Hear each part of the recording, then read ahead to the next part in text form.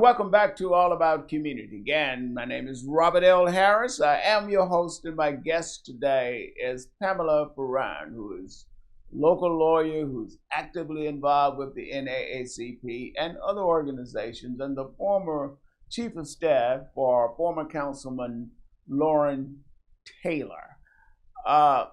When we went to break, we were talking about a number of issues. But one issue I want to ask you about is the recent decision by the United States Supreme Court outlawing affirmative action. Any reaction or thoughts about that? It's amazing that we're still in this position in 2023. I was in high school when Prop 209 was passed. Right. I graduated high school in, I'm telling myself, 1997. And I believe that means you're just a baby. Right. Thank you. But I believe it was 96 when that was It was passed. 1996. And as I mentioned, I was at SI and I excelled, academically. I was in all the AP, all the honors classes, did very well.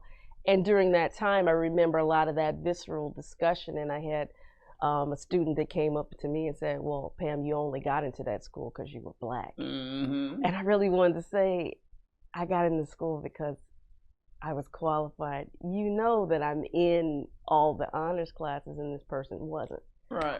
So it was just, it does trigger a lot for me during that time that it was a lot of difficulty for our students applying and not sure where you were going to, get into. And it's just, it's a terrible decision. We will overcome it, but us in California, we've been dealing with the terrible results of this of Prop 209, and now we're probably going to see a lot more difficulty across the country in education and contracting, because it's not just education that this is affecting, and it's disappointing, but we'll overcome it like we do. We will. I remember when Proposition 209 in 1996 was on the ballot. Right.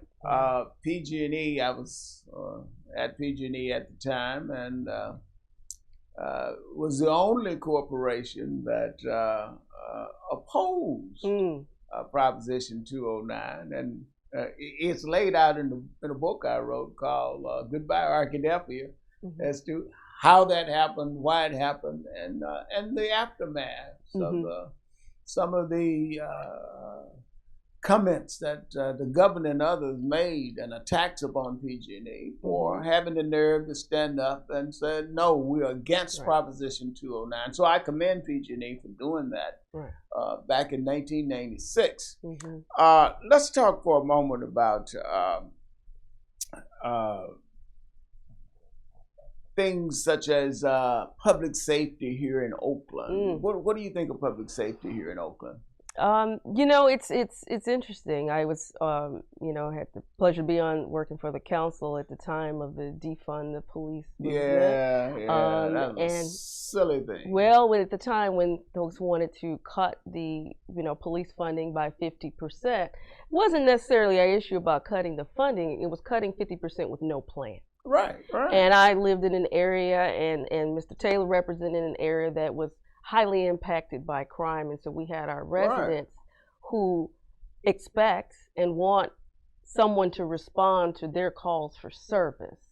So it was a big issue, and at that time it was kind of scary too. Yeah. Folks marched on his home.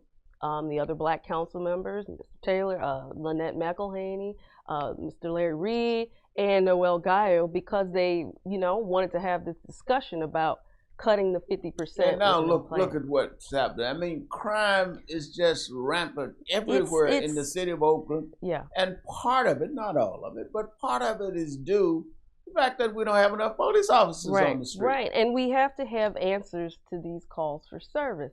And where I live, we have folks who say, there's folks in the city who say, don't call the police if someone's blocking your driveway.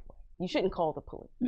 Well, I had residents who were being told by folks in the drug trade that if, I'm going to block your driveway and I'm going to kill you, for telling me to move out of the way.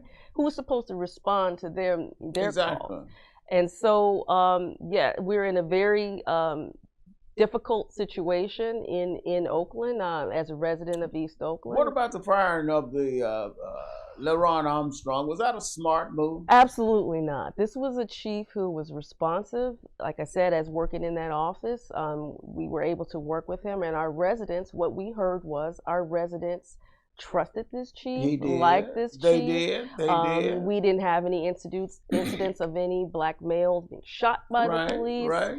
And people really felt a sense of trust, and I truly believe it was kind of just the beginning of doing more and being responsive. The fact that he was from the community, he had that trust. And being from the community is so important, because how can you relate to a community that you don't know? Some people can, I suppose, but in Oakland, it makes a difference if you understand the community that you are policing.